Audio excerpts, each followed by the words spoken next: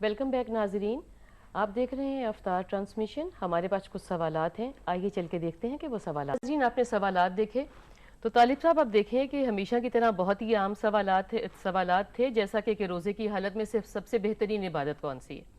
آپ دیکھیں کہ سب سے پہلے تو روزہ خود ایک عبادت ہے اور پورا مہینہ یہ عبادت ہے. اس میں جو عمل ہم کریں گے اور اس طریقے سے کریں گے جیسے کہ اللہ تعالیٰ ہم سے چاہتا ہے اور جیسے اللہ تعالیٰ نے حضور پاک کے ذریعے ہم تک پہنچایا. دیکھیں روزے کی حالت میں سب سے بہترین عبادت کا جو سوال ہے نا، یہ بڑا دلچسپ ہے. جیسے آپ نے کہا کہ بھی روزہ تو خود ایک بہت بڑی عبادت ہے اور اس کا غیر معمولی اجر ملنے والا ہے، اور روایات سے تو معلوم ہوتا ہے کہ ایک الگ جنت ہے جو روزے داروں کو ملنے والی ہے. یہ تو روزے کی اہمیت ہو گئی. اب مسئلہ یہ ہے کہ ہم جب روزے کی حالت میں ہیں تو اس میں ہم کیا کریں. ہم نے ایک سیگمنٹ میں اس پر بات بھی کی تھی کہ بھی روزے کا جو وقت ہے وہ زیادہ سے زیادہ خدا کے ساتھ تعلق اور دین کے ساتھ تعلق کے حوالے سے گزرنا چاہیے اور اپنی اصلاح کے حوالے سے گزرنا چاہیے. اب ہمیں موقع ملا ہے، ہمارے پاس ٹائم ہے، تو قرآن مجید کی تلاوت کریں، یہ بہترین عبادت ہے. ہم نفل پڑھیں، یہ بہترین عبادت ہے. ہم فرض نمازیں خاص طور پر اس کو اپنا عادی بنانے کی کوشش کریں، یہ بہترین عبادت ہے. ان کے مقررہ اوقات میں اسی طرح اگر اللہ کا ذکر کریں، نبی صلی اللہ علیہ وسلم پر درود پاک پڑھیں، تو اس طرح کے جتنے بھی ہم کام کریں گے جو اللہ کے دین میں بتائے ہوئے ہیں، اللہ کے دین میں ان کو مشروع کیا گیا ہے. اور طالب صاحب مجھے یہاں پہ ایک اور بات سمجھ میں آ رہی ہے کہ فرض کریں کہ ہم نے اپنی جو ضرورت کی مناسب طریقے کی عبادات ہیں وہ ہم نے سب کر لی ہیں اور ہمیں اب کچھ سمجھ نہیں آ رہی، انرجی بھی کمپیریٹیولی کم ہے اور اس وقت بھوک بھی لگ رہی ہے اور غصہ بھی آ رہا ہے. تو مجھے لگتا ہے کہ اگر وہ چند لمحات ہم تنہائی میں خاموشی سے گزاریں تو مجھے لگتا ہے کہ یہ بھی عبادت کا حصہ بنیں گے. یہ بھی بات کہ ہم نے اپنا جائزہ لینا شروع کیا اور ہم نے اپنے اس روزے سے کی پہلے کہ بار بار گھڑی کو دیکھیں اور بار بار کہیں کہ اب مطلب اس قسم کی بات اور ایجیٹیٹ ہوں، تو خاموش رہنا اس وقت بھی عبادت میں وہ بھی عبادت ہوگا، بجائے اس کے کہ اس کو غلط چیزوں میں ضائع کیا جائے اور غصے میں ضائع کیا جائے، چینلز بدلتے رہیں بیٹھے ہوئے یا کچھ اور. اور بنیادی بات کیا ہے؟ بنیادی بات یہ ہے کہ آپ ذکر کریں، آپ قرآن پڑھیں، آپ نماز پڑھیں، آپ نفل پڑھیں، آپ خدا کی راہ میں خیرات کریں. یہ سارے کام بہت اچھے ہیں اور روزے کی حالت میں ان میں سے جو بھی موقع ہو، جس طرح بھی ماحول ہو، اس کو کیا صحیح جا کہہ رہے ہیں آپ. اور میرا خیال ہے کہ رمضان کو ہم ایک پلاننگ کا مہینہ بھی بنا سکتے ہیں. آپ جیسے جیسے اپنی عبادات کر رہے ہیں اور آپ کو جیسے جیسے کنوینئنس لگ رہی ہے، آپ پیچھے بھی نظر ڈال رہے ہیں گزرے وقت میں اور آنے والے وقت میں بھی، تو آپ ساتھ کے ساتھ ایک کیلنڈر بھی بنا سکتے ہیں کہ یہ میرے ساتھ ایسے کرنا آسان ہے، یہ میں فالو کرنے کی کوشش کر رہا ہوں، یہ چیز میں نے اپنا لی ہے آگے جا کے. آج تو دوسرا ہی رمضان ہے، آگے جا کے کہ میں کیسے کیسے کوئی چیز میری زندگی کا حصہ بن گئی ہے، کیسے کیسے مجھے کوئی چیز سمجھ آنے لگ گئی. بالکل ٹھیک. جی تو اس کو اپنی نگرانی بھی ساتھ ساتھ کرتے جائیں کہ بھئی ہم بڑھ رہے ہیں آگے، کیا حاصل کر رہے ہیں، کیا اچیو کیا ہم نے. اور ایک اور بات بھی پتہ لگتی ہے کہ جیسے جیسے ہم کوئی چیز اچیو کرتے ہیں، اس سے ہمیں یہ بھی سمجھ آتی ہے کہ میں جو وقت اپنے اوپر لگا رہا ہوں اس کا مطلب ہے کہ کچھ کام ہو رہا ہے.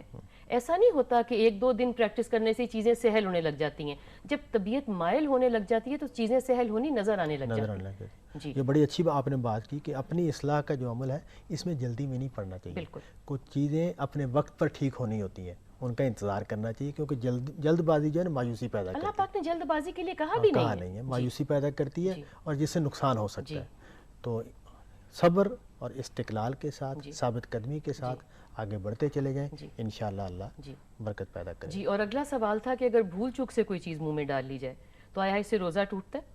ایک میں نے بڑی اچھی بات سنی ہوئی ہے، مجھے یہ تو نہیں معلوم کہ یہ روایت ہے کہ نہیں، لیکن اگر آپ بھولے سے کوئی چیز کھا لیتے ہیں، کہتے ہیں کہ اگر آپ بھولے سے کسی کو کھاتے ہوئے دیکھ بھی رہے ہیں تو نہ ٹوکیں، اس لیے کہ اس کو اللہ کھلا رہا ہے. شاید اس میں انرجی نہیں ہے یا شاید اس میں فردر برداشت کرنے کی طاقت نہیں ہے، اور شاید وہ جیسے برے بھلے کی طرف کہنے کی طرف بندہ چلا جاتا ہے یا ایجیٹیٹ ہونے کی طرف، یا یہ دین میں کیا روزہ رائج ہے، مطلب ہے کہ غیر مناسب باتیں ہم منہ سے نکال لیتے ہیں نا. صحیح ہے، لیکن یہ بات تو روایت میں بیان ہوئی ہے کہ بھولے سے اگر کچھ چیز کھا لی ہے تو یہ اللہ نے کھلایا پلایا ہے، اس سے روزہ نہیں ٹوٹتا. لیکن وہ بات کہ بھی اس کو نہ ٹوکا جائے، یہ بات روایت میں نہیں بیان ہوئی، یہ بات اس میں نہیں ہے. شاید اس کا رنگ خود ہی لوگوں نے اختیار کر لیا.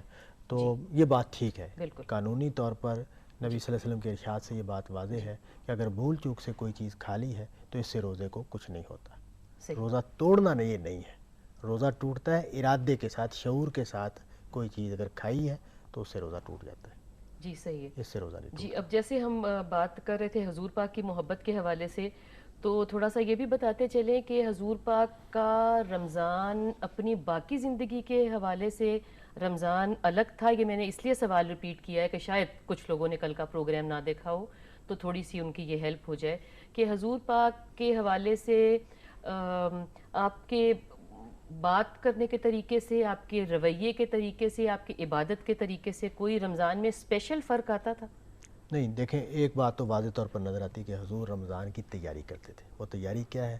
معلوم ہوتا ہے کہ نبی صلی اللہ علیہ وسلم شعبان میں بہت زیادہ روزے رکھتے تھے. طالب صاحب آپ کی بات کاٹ رہی ہوں، ایک یہ بات بھی سنی ہوئی ہے کہ رمضان کے قریب جا کے بہت زیادہ روزے نہ رکھو تاکہ ان دنوں میں اور رمضان کے شروع ہونے میں فرق معلوم پڑ ہاں، سکے. یہ احتیاط کا تقاضا یہی ہے کہ کنٹینیوٹی میں نہ چلیں جی کہ آپ continuity شعبان میں، کے بھی 31 آ گئی 29 آ گئی تو پہلی رمضان بھی آ یہ گئی. ٹھیک نہیں ہے، یہ مناسب نہیں ہے. جی، لیکن اگر کوئی نفلی روزے رکھتا ہے، اس کے دن ہے تو وہ رکھ بھی سکتا ہے. ایسا کوئی حکم نہیں ہے، ایسا کوئی منع نہیں ہے کہ نہ رکھے جائیں، لیکن بہتر یہ ہے کہ رمضان کے کہتے ہیں کہ اس کا اہتمام الگ سے پتہ لگتا ہے کہ رمضان شروع ہو گیا. رمضان شروع ہو گیا. اور ایک بات تو یہ نظر آتی ہے حضور کے، پھر یہ ہے کہ حضور کے ہاں کوئی جیسے ہمارے ہاں کوئی خاص افطار اور سحر کے بندوبست ہو رہے ہیں، یہ نہیں، جو روٹین لائف ہے وہی ہے. اچھا، عبادت چونکہ آپ اپنی روٹین میں بہت زیادہ کرتے تھے تو اس لیے آپ کے ہاں عبادات میں اضافہ نہیں ہوتا جیسے ہمیں اپنی زندگی میں نظر آتا ہے، کیونکہ ہماری معمول کی زندگی میں بہت کم عبادت ہوتی ہے تو ہم رمضان میں کوشش کرتے ہیں کہ زیادہ سے زیادہ عبادت کریں. تو حضور کی تہجد بھی وہی ہے جو معمول کے مطابق تھی اور اس طرح. لیکن جو سبق ہمیں ملتا ہے نبی صلی اللہ علیہ وسلم کے بعض خطبات سے وہ یہ کہ بھی رمضان کو اپنے خدا کے ساتھ جڑنے کا مہینہ بناؤ اور اس سے زیادہ فائدہ اٹھاؤ اور اس کو ایک شعور کے ساتھ، یہ ایک بڑی عبادت ہے، اس سے گزرو تو تمہیں ایک رمضان سے دوسرے رمضان کے درمیان اس قابل ہو جانا چاہیے کہ یہ تمہارے گناہ معاف ہو جائیں جو چھوٹے چھوٹے تم نے گناہ کیے اور اپنے آپ کو بہتر کرو. جی طالب صاحب، یہاں اپنی بات کا ہم اختتام کرتے ہیں. ناظرین، آج کی گفتگو میں ہم نے حضور سے محبت کرنے کا طریقہ بیان کیا ہے کہ اصل میں ہمیں محبت کا مطلب سمجھنا ہے کہ محبت ہے کیا. اگر ہم محبت کا مطلب سمجھیں گے تو حضور پاک سے محبت، اللہ تعالیٰ سے محبت، اپنے قریبی لوگوں سے، والدین، بہن بھائی، ہمیں ہر چیز سے محبت کا مطلب سمجھ میں آ جائے گا. آج کے پروگرام کا وقت ختم ہوتا ہے، اجازت دیجیے، اللہ حافظ. خدا حافظ.